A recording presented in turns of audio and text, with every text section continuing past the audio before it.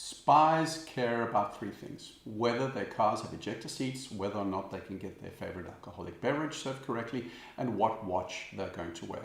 For the past decades, Omega has made it their mission to cater for their watch tastes.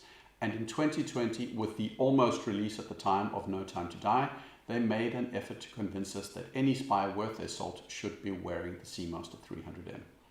In honor of this year's 60th Bond anniversary, I thought I would take a look at it and give you my thoughts.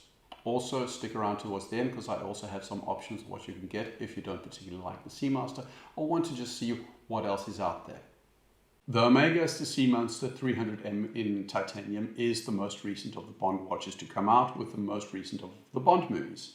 It's a part of Omega's broader 300M line, which arguably is one of Omega's most popular lines together with the Moonwatch. The design of the 300M has not ostensibly changed for a long time. It's the well-known and loved 42mm scalloped bezel dive watch with the infamous or beloved helium escape valve at the 10 o'clock position. This time around, Omega went for a titanium case, a brown dial, and a brown aluminium bezel with aged patina lume on either a mesh bracelet or on a NATO strap, which has striped color accents that complement the dial bezel colors exceptionally well. As always, it has an excellent Omega movement, no date window, which I personally adore. It weighs absolutely nothing, which takes some getting used to, and has engravings and signifiers related to Bond, the British military, spiciness aplenty. You'll have power reserve aplenty if it's your daily wearer, and also if you leave it on your nightstand every now and again as you have a rotation cycle, this is not going to be a problem either. Also, you have excellent water resistance, sapphire crystal, and it just feels well made. Daniel Craig apparently gave his input on the design of the watch. With respect to Daniel, that doesn't carry much weight at all with me. He is, after all, not actually a spy. The question I do find myself asking is, would a spy wear this watch? First of all, at a price of roughly 50% higher than the other 300M models, this watch is ridiculously expensive. Any spy infiltrating undercover as a regular Joe would likely not choose this watch, as a seasoned counterintelligence officer quickly would spot this watch as out of place on an average Joe. Would it fit in at a casino or an embassy banquet? Omega would have you believe that it could, especially with the mesh bracelet. I, however, found this unrealistic. Speaking to the ADs in my hometown, the reaction from their clients to the mesh bracelet seems to be always falling in the category of it looks good, and yet they don't like it. It has all the appeal of a high quality bracelet until people wear it, and then for the most part are turned off. I get the same feeling. It's a beautiful bracelet, but maybe it's just because we've all been conditioned to believe that a bracelet either needs to be an oyster style or a Jubilee steel. Mesh and Milanese are just not in. Maybe it's like velour pants in the 70s. Maybe like 50 years ago, alligator straps were classy. Today, I venture the guess that the tapered oyster bracelet or the Jubilee or the President would be what people associate with a classy bracelet.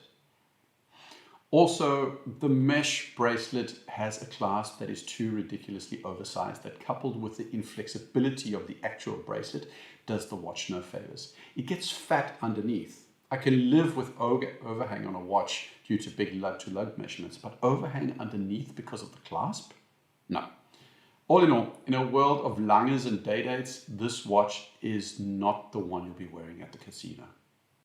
You can dive with it though. Functionally, it will do what you need, and as an undercover surfer dude, beach bum, or cocktail drinking resort guest, this watch may come across as a little bit restrained, but will still work.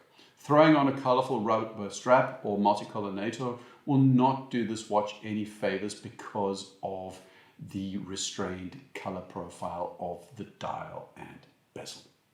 I venture that this color scheme will work for the military. This means that Navy SEALs, SAS military type spies can use this watch. Its lightweight is something I'm sure will be appreciated by our military personnel. In my eyes, this watch is quantum of solace in the Bolivian desert. It's not diamonds are forever in ritzy Las Vegas casinos. This watch does not excel in Casino Royale at the casino with Mads Mikkelsen. I dare to say it does not work on the cobbled streets of Matera in southern Italy in No Time to Die. The No Time to Die locations demanded color, vibrancy, energy.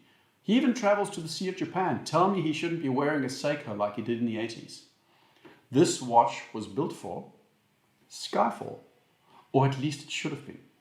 Protecting your ancestral home in the dingy, mossy, earthy Scottish Highlands, wearing camo, dark greens, browns, waxed leather jackets, and only having a vintage shotgun and homemade booby traps to protect yourself. That is what this watch was built for. This, I dare say, despite the bezel on the 300 meters, is not a dive watch. This is a field watch. I mean, look at it.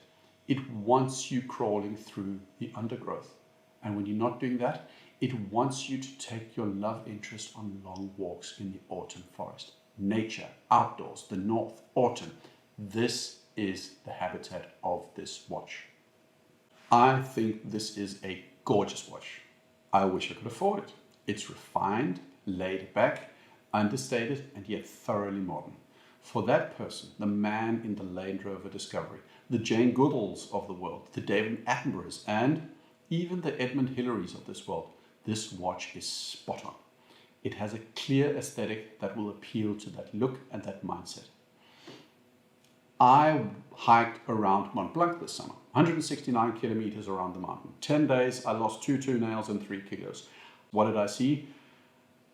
Apple watches, Garmin watches, Rolex Explorer 1s, Rolex Explorer 2s, and I saw this watch twice.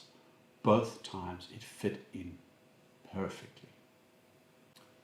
If this aesthetic isn't for you though, Omega has you covered with a 300M range that gives you the options of having the same case, dial, bezel, and movement characteristics with a near infinite number of dial bezel configurations. Personally, I would get the white 300M for my trips to the casino. It'll go on an alligator strap. For the COVID op and the ultimate dive nerd, I would get the black ceramic version. And if I lived in a warmer climate where I had a tan and could wear short sleeves, the classic blue would be my go-to version. Were I to venture outside of Omega and didn't want a 300M, there are tons of options that will fulfill the similar aesthetic as this watch.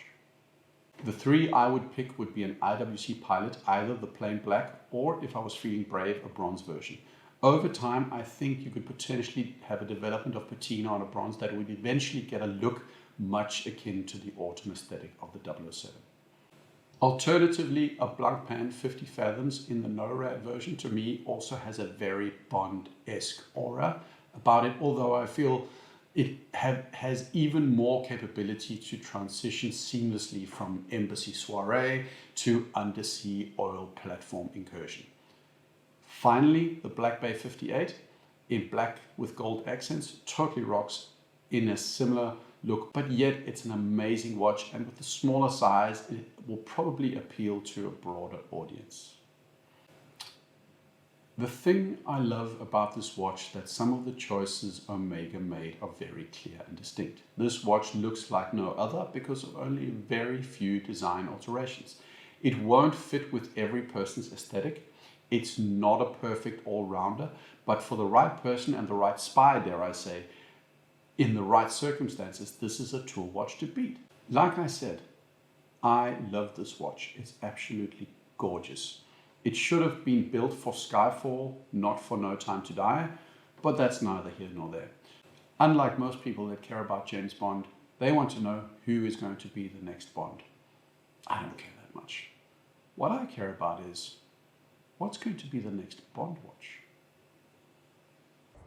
You know, former SAS types with easy smiles and expensive watches. Rolex? Omega. Beautiful. This was my 3rd video. I'm having a ton of fun doing them, and I appreciate immensely those of you that have seen fit to click and watch my videos. Please check out my other content and hopefully come back if you want to see more of this kind of content. See you around.